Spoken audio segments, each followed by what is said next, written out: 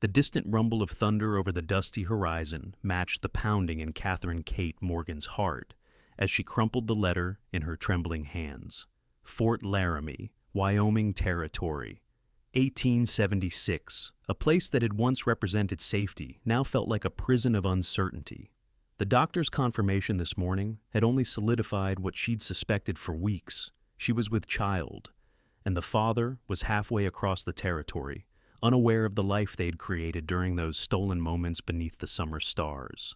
Kate smoothed her calico dress over her still flat stomach and gazed out at the fort's bustling activity.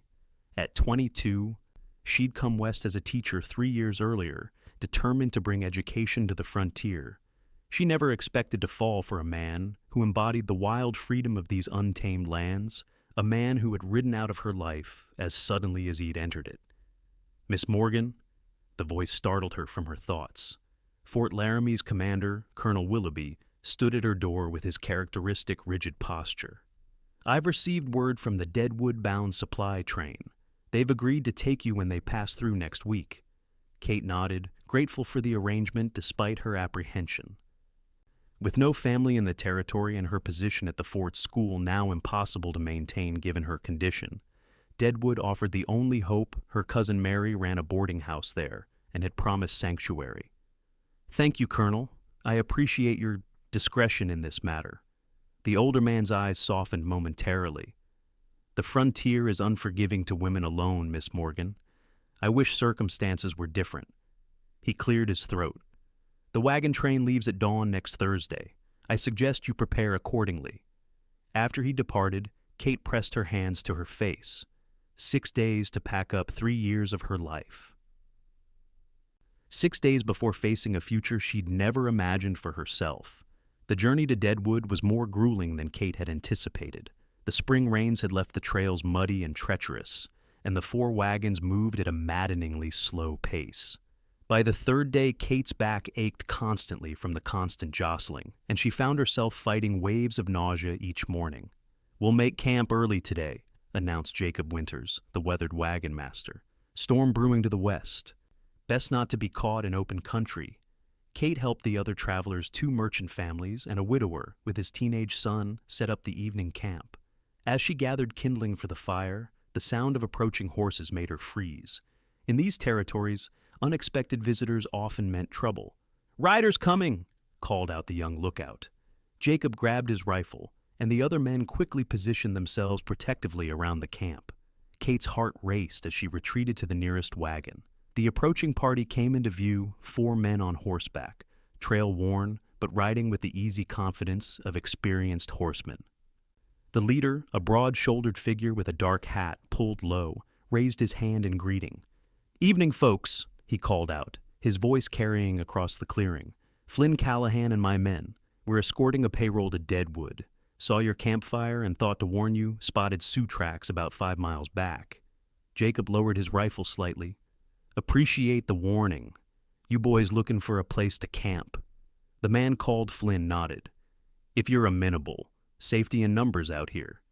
As the newcomers dismounted, Kate found herself studying their leader. Tall and lean, muscled with sun-bronzed skin, he moved with the natural grace of a man accustomed to life in the saddle. When he removed his hat, revealing dark hair and startlingly blue eyes creased at the corners from years squinting against the sun, Kate felt her breath catch. It was him. The man who had stolen her heart during those summer months at Fort Laramie. The ranger who'd been sent to guide a scientific expedition through the territory, and had instead guided himself straight into her carefully ordered life. The man whose child she now carried. Flynn's eyes scanned the camp, stopping abruptly when they landed on Kate. Recognition, surprise, and something indefinable flashed across his features. "Miss Morgan," he said softly, his voice carrying to her alone as he approached. "I didn't expect to find you on the trail." Kate straightened her shoulders, grateful for the loose-fitting travel coat that concealed her condition. "Mr. Callahan, it seems life is full of unexpected encounters." His eyes searched her face. "It's been 7 months and 12 days, she supplied, then immediately regretted revealing she'd counted. A slight smile touched his lips. "You kept track." Before Kate could respond, Jacob called everyone to the fire for supper. Flynn tipped his hat and moved away, but Kate felt his gaze returning to her throughout the evening meal as the travelers exchanged news and stories. When the others began settling in for the night, Kate retreated to her wagon. She needed time to think, to decide whether to tell Flynn about the child, a child he had every right to know about, yet one that complicated everything. She was arranging her bedroll when the wagon creaked slightly. "Permission to speak with you, Miss Morgan?" Flynn's voice was low, respectful. Kate hesitated before answering. "You may approach, Mr. Callahan." He stepped into view, hat in hand. In the lantern light, she could see the lines of weariness in his face, yet his eyes were as intensely blue as she remembered. "You're heading to Deadwood," he stated. "My cousin has a boarding house there." Flynn nodded slowly. "And Fort Laramie? The teaching position?" "Circumstances change," Kate replied carefully. "The frontier offers limited options for women in certain situations." Something in her tone made him study her more carefully. His gaze dropped briefly to her midsection, though her coat revealed nothing. "Kate," he said, using her given name for the first time since they had parted. "Are you in some kind of trouble?" The concern in his voice nearly broke her composure. Not trouble precisely, though some would certainly view it that way. Flynn stepped closer, his voice dropping. "When I left Fort Laramie, it wasn't by choice. The expedition needed—" "You don't owe me explanations," Kate interrupted. "We both understood the temporary nature of what happened between us." "Did we?" His eyes held hers. "Because I've thought about you every day since I rode out. I even wrote you letters." "Letters I never received," Kate said, unable to keep the hurt from her voice. Flynn's expression darkened. "I sent them through Lieutenant Davis. He promised to deliver them personally." Kate's mind flashed to the young officer who had pursued her so persistently before Flynn arrived, and who had seemed almost smug when announcing Flynn's departure. "I received nothing." The realization hung between them, a bridge to what might have been. Before Flynn could respond, a distant rumble of thunder broke the moment. "That storm's moving in faster than I thought," he said, glancing toward the darkening sky. "We should reach Deadwood in 3 days if the weather holds. We'll talk more tomorrow, Kate. There's much I need to tell you." After he left, Kate pressed her hands to her stomach, the reality of her situation weighing heavily. Tomorrow. Tomorrow she would tell him about their child, and face whatever consequences came with that truth. The storm struck with unexpected ferocity shortly after midnight. Rain lashed against the canvas wagon covers, and wind howled through the camp. Kate was jolted awake by shouts and the terrified whinnying of horses. "Flash flood!" someone yelled. "The creek's overflowing!"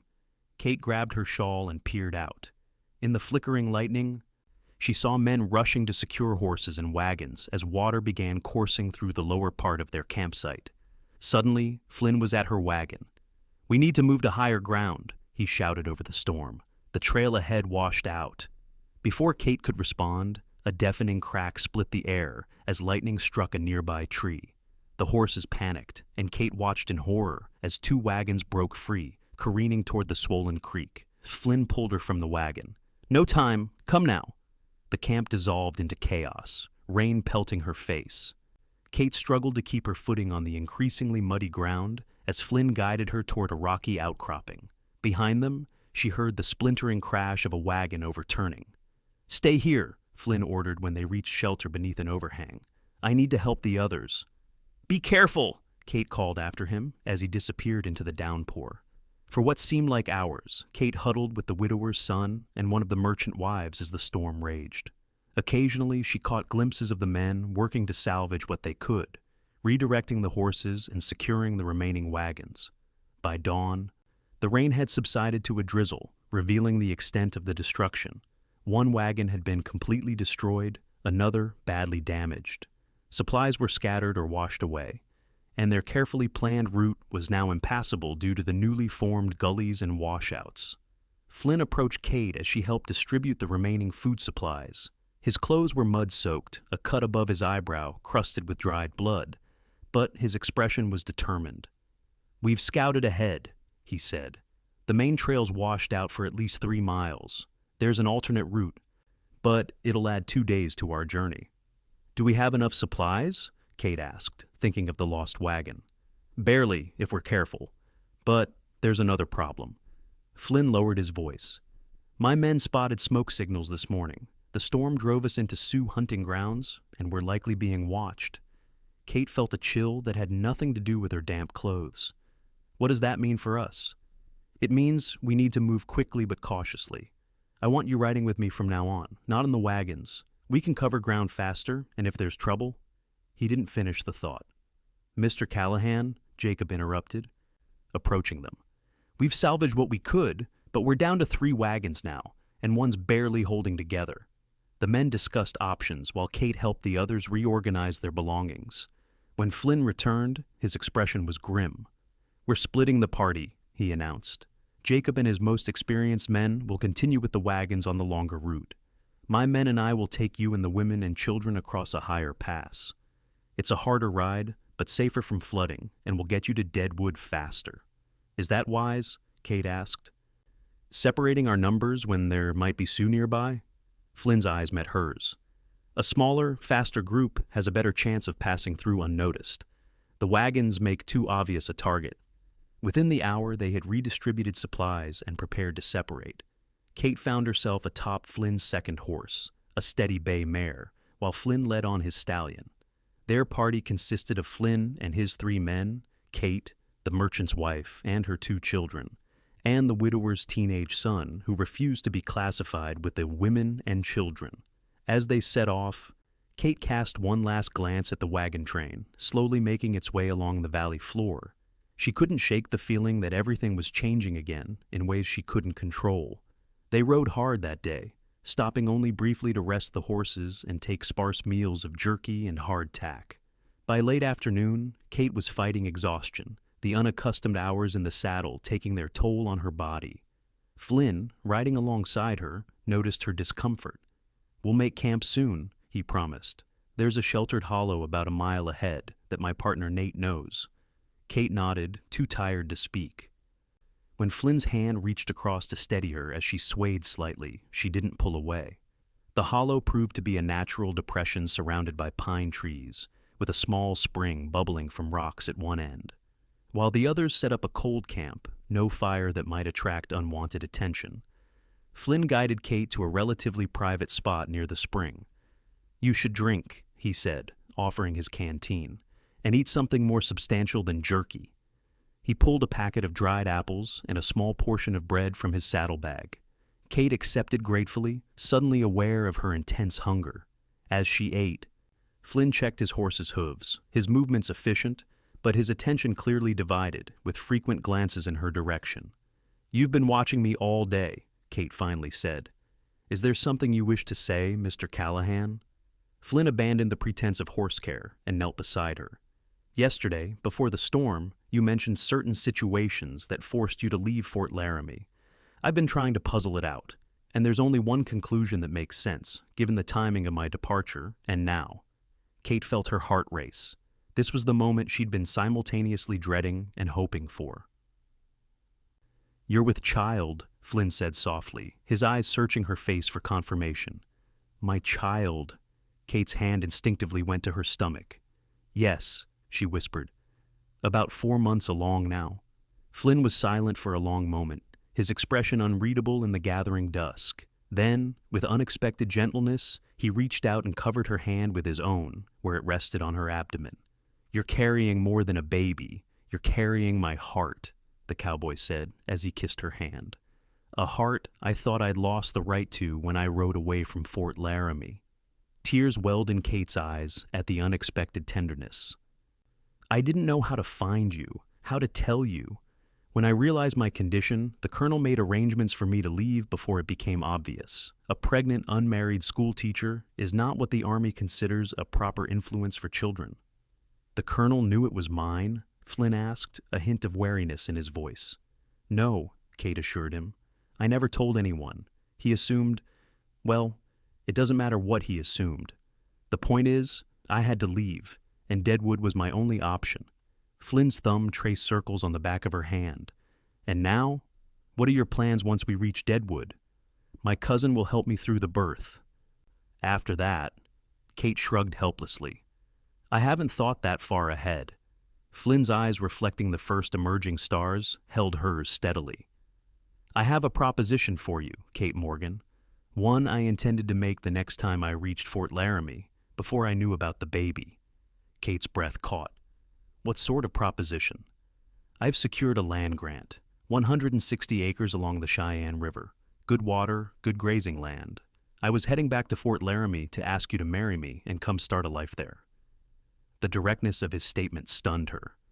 You were coming back to propose? Flynn nodded. Those letters Lieutenant Davis never delivered? The last one told you I'd be returning by summer's end with a ring and a home to offer you. But we only knew each other for 3 months, Kate protested weakly, even as her heart leapt at his words.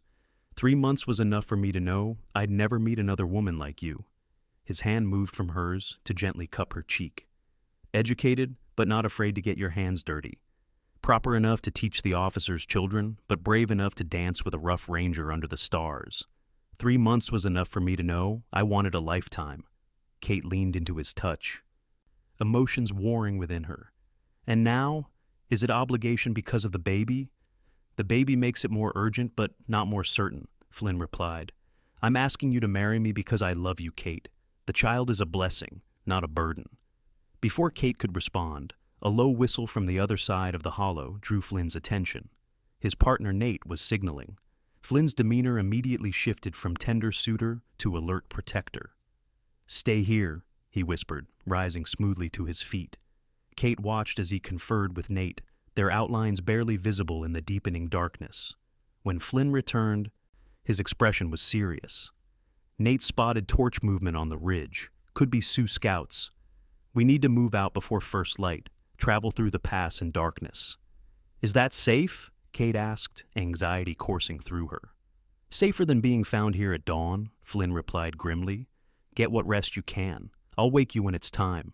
Sleep proved elusive for Kate, despite her exhaustion. She dozed fitfully, dreams filled with storm-swollen creeks and shadowy figures on ridgelines.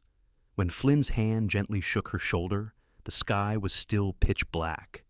It's time, he whispered. We need to move quietly. The group prepared in near silence, loading supplies and mounting their horses with minimal conversation. The children, mercifully, remained sleepy and compliant.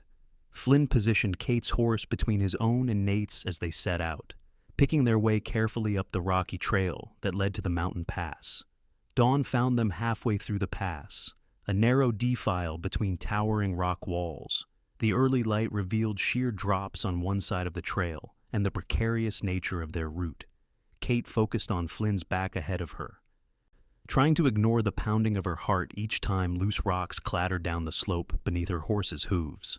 By mid-morning, they emerged onto a high plateau offering a sweeping view of the territory below. In the far distance, Kate could make out what might be the first buildings of Deadwood. We'll rest the horses here, Flynn announced, helping Kate dismount. Her legs trembled beneath her, and he kept a steadying arm around her waist longer than strictly necessary. You're doing well, he murmured for her ears alone. Just a few more hours, and we'll have you somewhere safe. Kate leaned against him briefly. I haven't given you an answer. Flynn's arm tightened around her. I know, and you don't have to decide now. We get to Deadwood first. Make sure you and the baby are properly cared for. The rest can wait. But fate had other plans for them. As they prepared to continue their journey, one of Flynn's men, who had been scouting ahead, returned at a gallop. Riders coming up the eastern trail, he reported tensely. At least a dozen, moving fast. Flynn's expression hardened. Sioux? The scout shook his head. White men, armed, don't look like any law I've ever seen. Nate swore under his breath. Could be Stark's gang. There's a rumor they've been hitting gold shipments between Deadwood and Cheyenne. And they think we're carrying the payroll, Flynn concluded grimly. Get everyone mounted now. The next few minutes were a blur of activity as they hastily prepared to move out. Flynn led Kate to her horse, his movement swift but his touch gentle. Stay close to me, he instructed. If anything happens, you ride hard for Deadwood. Don't stop for anything or anyone. Fear gripped Kate's throat. Flynn. I'll find you, he promised, his eyes intense. No matter what happens, I will find you." Before she could respond, the sound of approaching horses echoed across the plateau. Flynn swung into his saddle, signaling the others to move out. They rode hard along the ridge, taking a route that offered some cover from the approaching riders. Kate's entire world narrowed to the rhythm of her horse's hooves and Flynn's broad shoulders ahead of her as they descended toward the relative safety of the forested foothills. The crack of a rifle shot shattered any hope of escaping unnoticed. Flynn immediately changed course, leading them into a stand of pines as more shots rang out behind them. "They're gaining," Nate called out. "We can't outrun them with the women and children." Flynn made a split-second decision. "There's a mining camp 2 miles ahead. Nate, take Kate and the others there. Sam, Travis, and I will draw them off." "No!" Kate protested, reining her horse alongside his. "It's too dangerous." Flynn's eyes met hers, filled with a fierce determination. "I'm not losing you or our child. Go with Nate. That's not a request, Kate." Before she could argue further, he leaned across, captured her face in one hand, and kissed her hard and fast. "Remember what I said. I will find you." Then he was gone, wheeling his horse around with Sam and Travis following. Riding back toward their pursuers, Nate grabbed the reins of Kate's horse, leading her and the others in the opposite direction. "He knows what he's doing, madam," Nate assured her as they rode. "Flynn Callahan's the wiliest man I know. Those bandits don't stand a chance." Kate could only pray he was right as they pushed on toward the mining camp, the sounds of gunfire fading behind them. The mining camp was little more than a collection of rough cabins and tents clustered around a played-out claim, but its inhabitants mostly grizzled prospectors, and a few determined families welcomed the bedraggled travelers with surprising hospitality. The camp's unofficial leader, a bearded giant called Big Mike, listened to Nate's explanation of their situation with growing concern. "Stark's gang, you say? They're bad business. Killed 3 men over in Custer last month for a gold shipment not worth the blood spilled. We need to get these folks to Deadwood," Nate pressed, "and I need to go back for Flynn and the others." Big Mike shook his head. "Not before morning. Trail's too dangerous after dark, and we've had wolf packs in the area. Your friends are smart enough to hole up somewhere safe if they shook those bandits." The delay was agonizing for Kate, who found herself installed in the camp's only proper cabin, belonging to a kindly older couple named the Hendersons. Mrs. Henderson fussed over her, recognizing Kate's condition immediately with the practiced eye of a woman who had birthed 6 children of her own. "You need rest, child," she insisted, pressing a cup of herbal tea into Kate's hands. "That baby won't thank you for all this excitement." Kate accepted the tea, but couldn't bring herself to lie down. Instead, she sat by the cabin's single window, staring out at the darkening forest, every fiber of her being attuned to the trail from which Flynn might appear. "He's the father?" Mrs. Henderson asked gently, sitting beside Kate. Kate nodded, too exhausted for pretense. "We were to be married," she said, realizing as she spoke that she had made her decision. If Flynn returned when he returned, she would accept his proposal. "He'll come back to you," Mrs. Henderson said with quiet certainty. "I recognize that look he had when he sent you ahead. My Thomas had that same look when he fought off claim jumpers to protect me and our first baby." The night passed with excruciating slowness. Kate dozed intermittently in the chair by the window, startling awake at every sound from outside. By dawn, there was still no sign of Flynn or the others, and Nate was preparing to ride out in search of them. "I'm coming with you," Kate insisted, joining him as he saddled his horse. Nate looked at her incredulously. "No disrespect, madam, but Flynn would have my hide if I'd let you anywhere near danger." "And he would have mine if I didn't try to help him," Kate countered. "I'm an excellent rider, Mr. Nate, and I know basic tracking. More importantly, I'm a trained nurse. If anyone's hurt—" She let the implication hang between them. After a moment, Nate's resistance crumbled. "Fine. But you stay behind me at all times, and if I say run, you run. Clear?" Kate nodded, relief flooding through her. Big Mike loaned her a sturdier horse than her trail-weary mare, and one of the miners volunteered to accompany them. Within the hour, they were riding back along the trail they had fled down the previous day. They found the first signs of trouble about 3 miles from the mining camp. A horse, Flynn's big roan, grazing loose in a meadow with a bloodied saddle.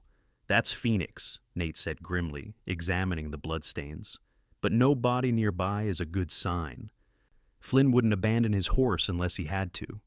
They followed a trail of broken undergrowth and occasional blood droplets deeper into the forest. The signs led to a steep ravine where they discovered Travis, Flynn's youngest man, his leg badly gashed but tourniquet bound, hidden in the hollow of a fallen tree. "Thank God," he gasped when they found him. "Thought I might die out here." As Kate examined his wound, Travis explained what had happened.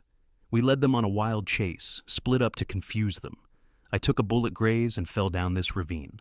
Flynn and Sam doubled back for me, but Stark's men were right behind them. There was a shootout." He gestured weakly toward the ridge above. "Last I saw, Flynn was hit but still fighting. He ordered Sam to get to higher ground for a better position, told me to stay hidden." Kate's blood ran cold. "How badly was he hit?" "Shoulder, I think. He was still on his feet, but there was a lot of blood." Nate made a quick decision. "I'll take the ridge trail, see if I can find Sam. You two get Travis back to the mining camp." "I'm not leaving without knowing if Flynn is alive," Kate said firmly. The miner who had accompanied them intervened. "I can get the boy back. You two find your friends." Reluctantly, Nate agreed, and soon he and Kate were making their way carefully up the ridge where the shootout had occurred. The scene at the top told a grim story: bullet-riddled trees, blood-stained rocks, and the bodies of two men Kate didn't recognize, presumably from Stark's gang. "Looks like they gave better than they got," Nate observed, examining the signs with an experienced eye. "Tracks here show at least 3 men dragging something or someone away. Could be they took Flynn and Sam prisoner." "Why would they do that instead of killing them?" Kate asked, her voice steady despite her inner turmoil. "Information? Stark might want to know where the real payroll is." Nate continued following the trail, which led to a creek where the tracks disappeared. "They're heading toward Deadwood, trying to cover their trail in the water."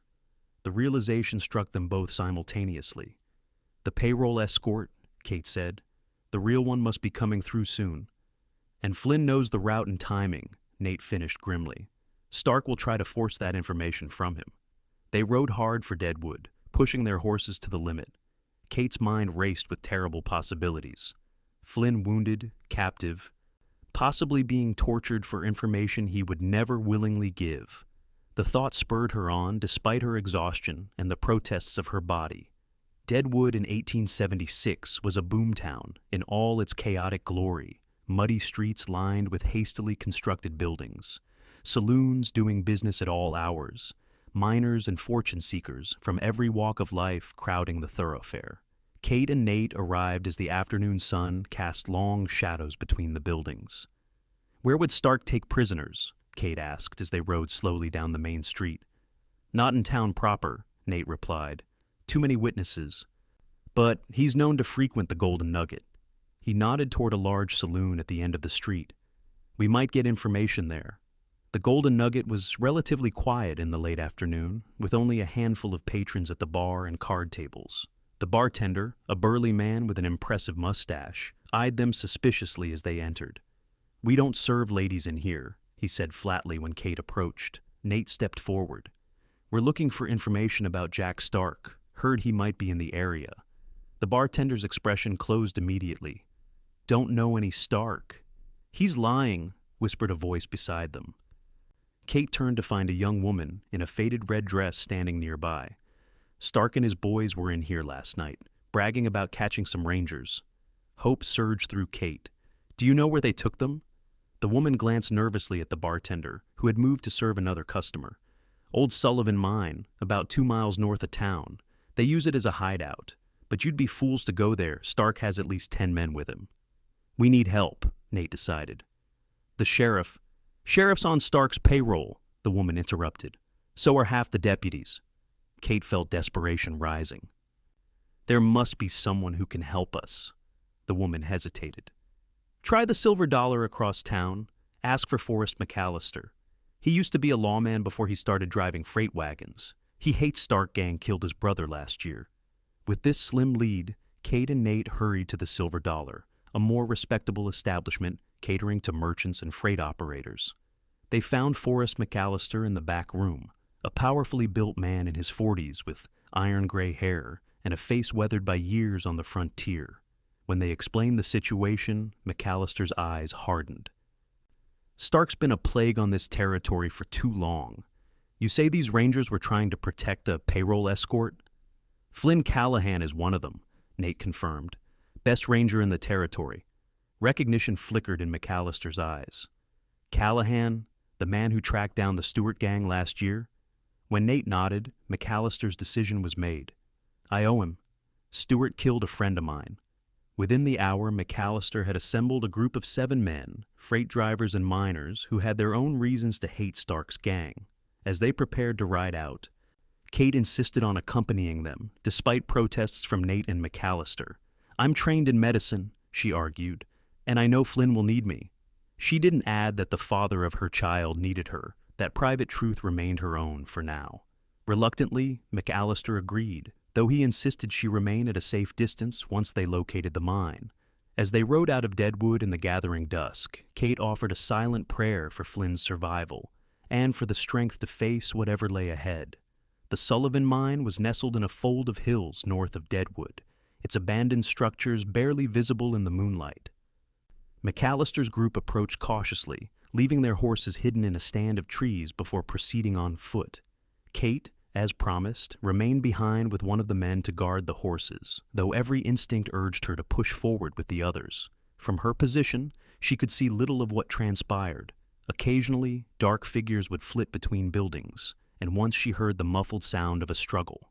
Then came what she had been dreading: gunshots, sharp and rapid, echoing across the hillside. The next minutes were the longest of Kate's life, straining to see through the darkness, imagining the worst with each new burst of gunfire. When silence finally fell, it was somehow more terrifying than the chaos that had preceded it. Then a figure emerged from the mine entrance, supporting another who limped heavily. As they drew closer, Kate's heart leapt. It was Nate, helping a battered but very much alive Flynn Callahan. Kate ran to them, heedless of any remaining danger.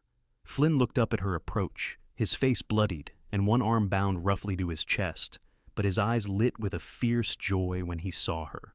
"Kate," he breathed as she reached them. "You shouldn't be here." "I go where I'm needed," she replied, quickly assessing his injuries. His left shoulder was badly wounded, the makeshift bandage soaked through with blood, and bruises mottled his face and torso. "You need a doctor." "Sam?" Flynn asked Nate, grimacing as Kate gently probed his shoulder. "McAllister's bringing him out now. He's in worse shape than you, but he'll live." Flynn nodded, then his legs buckled. Kate and Nate caught him between them, easing him to the ground. As Kate worked to stabilize his shoulder wound, Flynn's good hand caught hers. They were going to ambush the real payroll escort tomorrow, he told her. "I had to stall them." Kate understood then why he was so badly beaten. "You held out." A ghost of a smile touched his swollen lips. "Told them the escort changed routes, was planning to lead them into a trap if I could." "Stark?" Nate asked tensely. "Dead," Flynn confirmed. McAllister got him. The rest scattered or surrendered. By dawn, they had transported Flynn, Sam, and the other wounded men back to Deadwood, where the town doctor, thankfully not on Stark's payroll, tended to their injuries.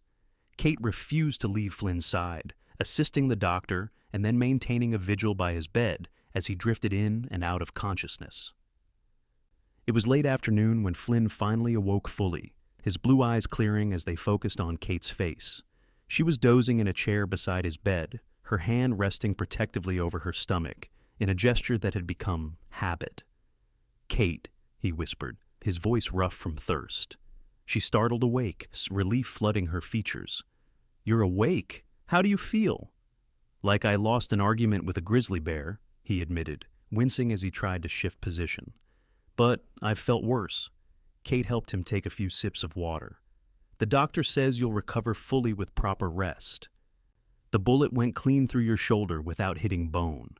Flynn studied her face, noting the dark circles under her eyes and the worry lines between her brows. "You haven't slept properly." "I couldn't," she admitted. "Not until I knew you would be all right." His good hand found hers, fingers intertwining. "I heard you out there, you know, when they were questioning me. I kept thinking about you and the baby, about what I had to live for."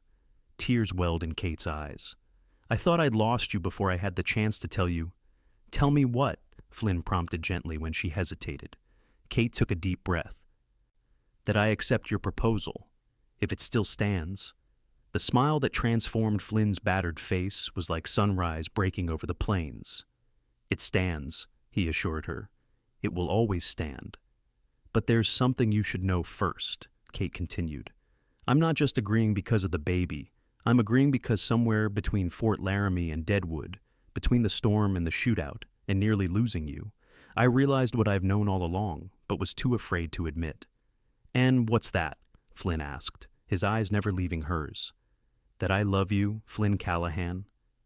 I think I've loved you since that first day at Fort Laramie when you tipped your hat to me and called me madam, with that Wyoming drawl. Flynn lifted her hand to his lips, pressing a kiss to her knuckles.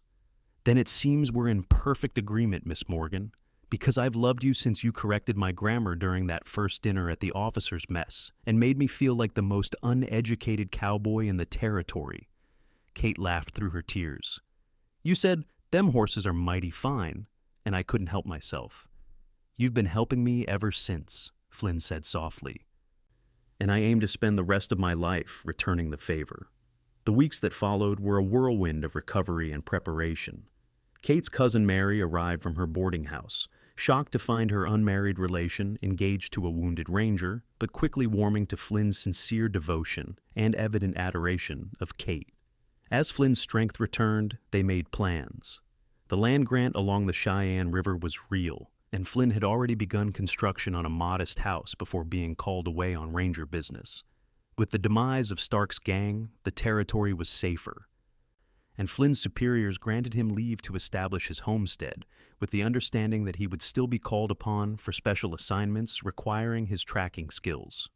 We'll need to wait until I can ride properly, Flynn told Kate as they sat on the doctor's porch one evening, watching the sunset paint Deadwood's ramshackle buildings in gold. The homestead is a 3-day journey.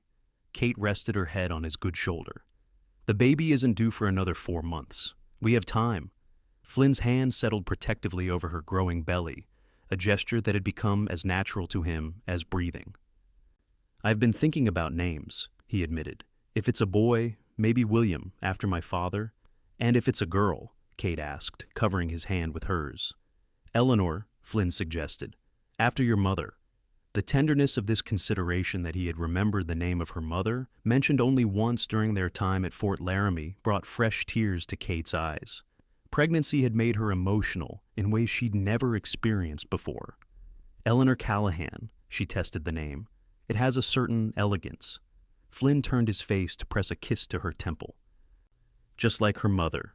They were married 2 weeks later in Deadwood's newly constructed church, a simple ceremony attended by Mary, Nate, the recovered Sam and Travis, and a surprisingly large number of townspeople who had heard the story of Flynn's stand against Stark's gang. Kate wore a blue dress Mary had helped her alter to accommodate her changing figure, and Flynn stood tall beside her, his arm out of the sling at last, though still tender. When the minister pronounced them husband and wife, Flynn's kiss was both gentle and promising, a pledge of the life they would build together. As they turned to face the congregation, Kate felt a sense of rightness settle over her. This was not the life she had envisioned when she came west to teach, but standing beside this man who had risked everything to protect her and their child, she knew it was the life she was meant to have. The journey to their homestead was carefully planned to provide Kate with as much comfort as possible. Flynn purchased a sturdy wagon with good springs, lined with thick blankets and pillows to cushion the inevitable jolts of the trail. Nate and Sam accompanied them as protection and assistance, though the territory had been notably quieter since Stark's demise.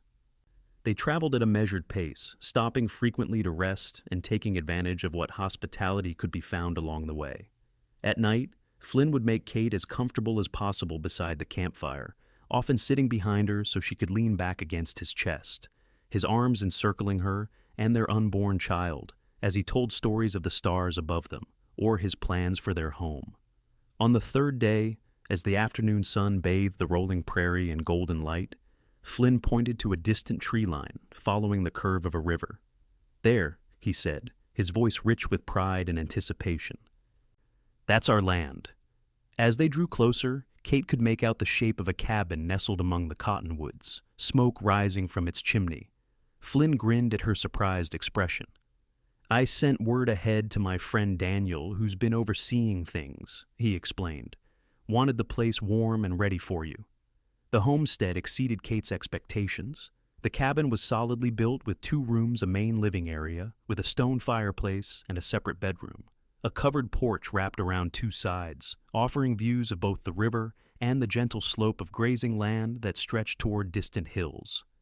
Behind the cabin stood a small barn and corral, and the beginnings of a garden plot had been marked out near the door. Daniel, a weathered former cavalry scout with a gentle manner that belied his imposing size, had indeed made the place welcoming. A stew simmered on the hearth, fresh bread cooled on the table, and wildflowers brightened the rough-hewn furniture. "It's not what you're accustomed to," Flynn said uncertainly as he watched Kate explore their new home. "Not like your quarters at Fort Laramie." Kate turned to him, eyes shining. "It's perfect. It's ours." The following months were a time of adjustment and preparation. Kate transformed the cabin into a home, arranging her few possessions and the wedding gifts they had received in Deadwood. Flynn worked from dawn until dusk, establishing their small herd of cattle, finishing the outbuildings, and preparing for winter. In quieter moments, they would sit together on the porch, watching the sunset paint the prairie in impossible colors. Flynn would often read aloud from one of Kate's books, his reading having improved under her gentle tutelage. Sometimes they would simply talk, sharing dreams for their future or memories of their pasts, building the foundation of their marriage one conversation at a time. As Kate's pregnancy progressed, Flynn became increasingly protective, often insisting on doing tasks she was perfectly capable of handling. Kate alternated between frustration at his overprotectiveness and appreciation for his concern. "I'm with child, not made of glass," she reminded him one afternoon when he insisted on carrying a basket of laundry that weighed less than the books she regularly moved in her makeshift library corner. Flynn set down the basket with a sheepish grin. "Can't blame a man for wanting to take care of his family." "There's taking care, and there's smothering," Kate replied, though she softened the words by rising on tiptoe to kiss his cheek. "This baby and I need you to be a partner, not a nursemaid." Flynn nodded thoughtfully. "My mother always said my father treated her like a china doll when she was carrying my brother, drove her to distraction." "Your mother was a wise woman," Kate observed, returning to her laundry. "She would have loved you," Flynn said softly. "Said I should find a woman with enough backbone to stand up to me when needed." Kate smiled at him over her shoulder. "I'm glad to meet her expectations." As her time drew near, Kate arranged for a midwife from a neighboring homestead to attend the birth. Mary had also promised to come from Deadwood, though winter weather might make travel difficult. Flynn insisted on practicing the route to the nearest doctor, a half-day's ride, until he could find his way blindfolded if necessary. December brought the first heavy snows, transforming their world into a pristine landscape of white. The cabin was snug and warm, with supplies laid in for the winter, and Flynn's careful planning, ensuring they wanted for nothing essential. On clear days, they would walk together along the river, Flynn's arm steady around Kate's waist, marveling at the beauty of their land in its winter dress. It was during one such walk, 2 weeks before Christmas, that Kate felt the first pains. Initially dismissing them as the practice contractions the midwife had described, she said nothing to Flynn as they returned to the cabin. But as evening fell and the pains grew more regular, she could no longer deny what was happening. "Flynn," she said calmly as he banked the fire for the night, "I think you should prepare to ride for the midwife in the morning." He turned to her, instantly alert. "The baby?" Kate nodded, one hand pressed to her lower back. "It seems our child is eager to meet us." Flynn was immediately in motion, helping her to bed, gathering the supplies they had prepared, his ranger's composure warring with the anxiety of a first-time father. "Should I go now? It's dark, but I could—" "In the morning is soon enough," Kate assured him, though another pain made her wince. "First babies often take their time." Flynn paced the cabin for hours, torn between staying by Kate's side and riding for help. By dawn, when the pains were coming steadily, he made the decision to go for the midwife, extracting a promise from Kate that she would not move from their bed in his absence. "I love you," he told her, kissing her forehead, her cheeks, and finally her lips. "Both of you." "We love you too," Kate replied, squeezing his hand through another contraction. Now go, before this child decides to arrive with only its father to welcome it. The hours of Flynn's absence were the longest of Kate's life.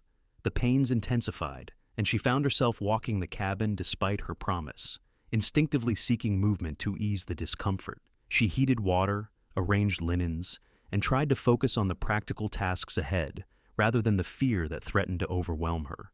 When she heard horses approaching, Kate nearly wept with relief. Flynn burst through the door, followed by not only the midwife but also Mary, who had arrived at the neighboring homestead just the day before. "Kate!" Flynn rushed to her side, where she leaned against the table, breathing through a contraction. "I came as fast as I could." The midwife, a no-nonsense woman named Mrs. Blackwood, immediately took charge. "Out with you, Mr. Callahan. This is women's work now." Flynn looked ready to protest until Kate squeezed his hand. "It's all right," she assured him. "I'm in good hands." Reluctantly, Flynn retreated to the porch, where he spent the next several hours pacing, chopping wood they didn't need, and startling at every sound from within the cabin. Occasionally, Mary would emerge with updates, reassuring him that all was proceeding normally despite Kate's obvious pain.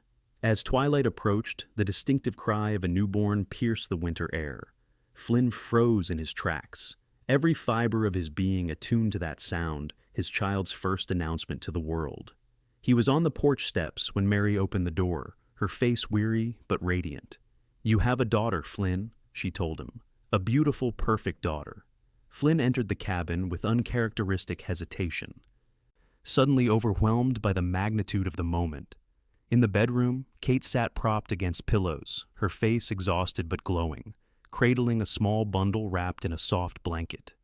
"Come meet your daughter," she invited softly. Flynn approached the bed, perching carefully on its edge.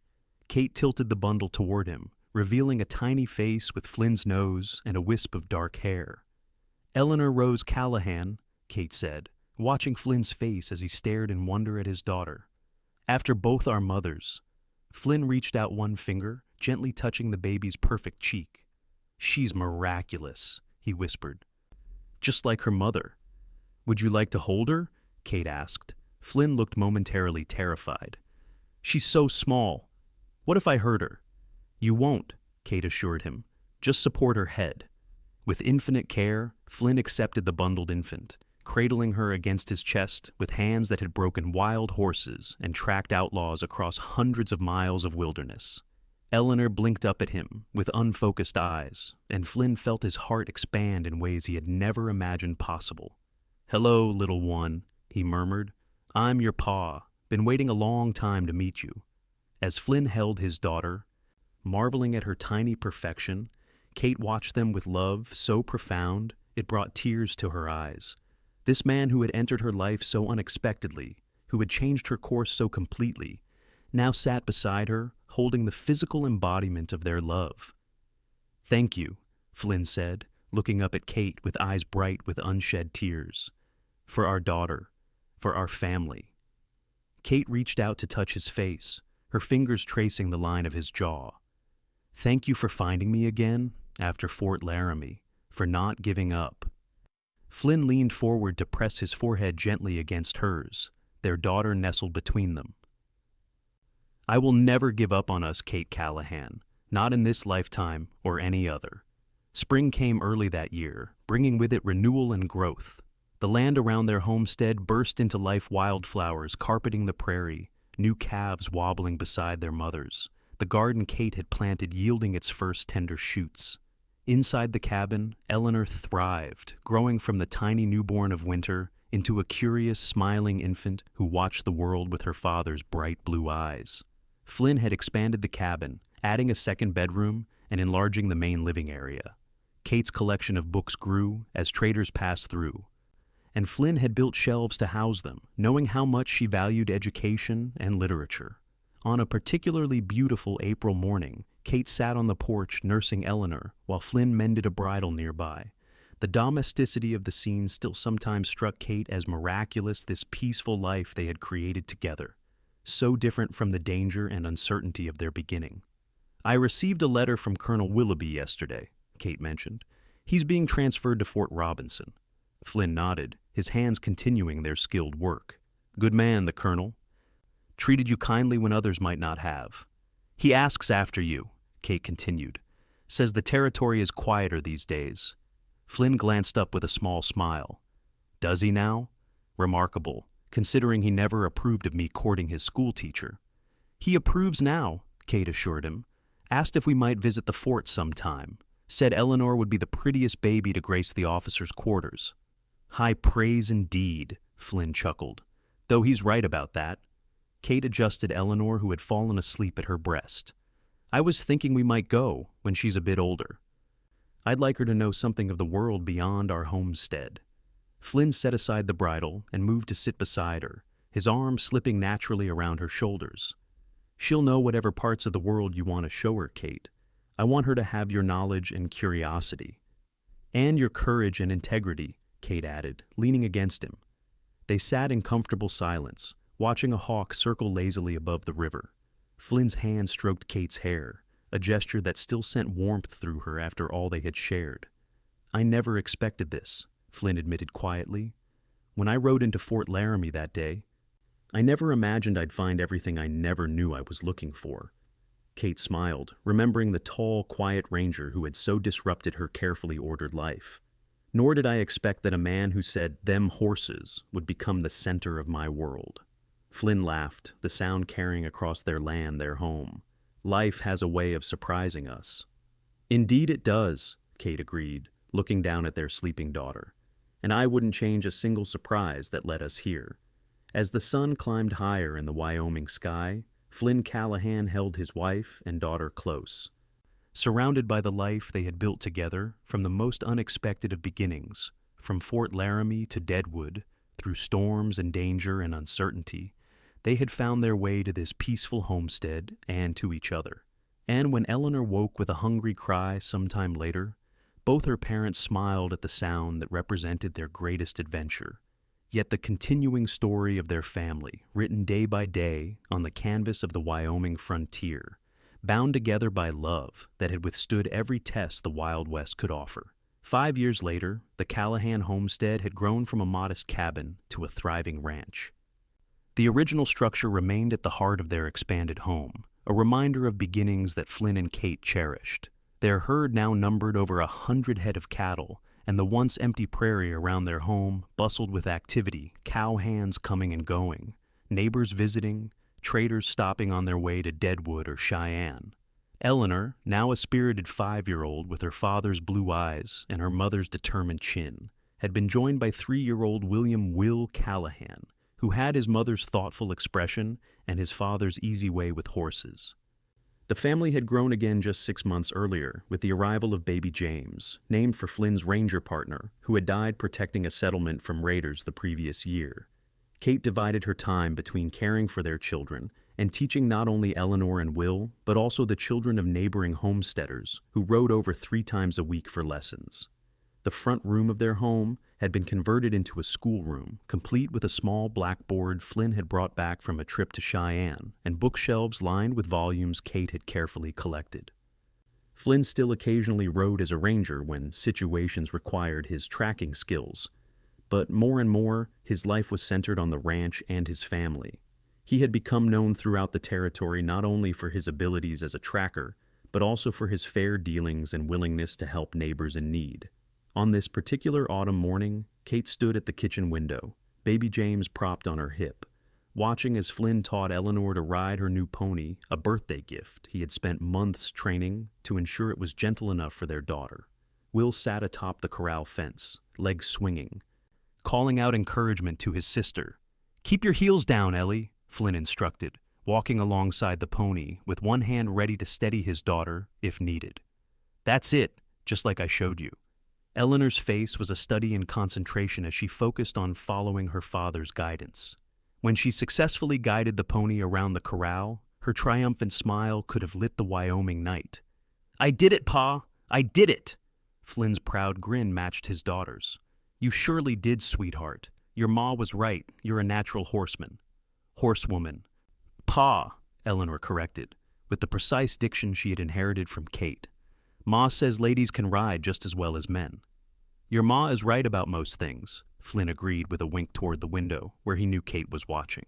Kate smiled, bouncing James gently as he began to fuss. The sight of Flynn with their children never failed to fill her with contentment.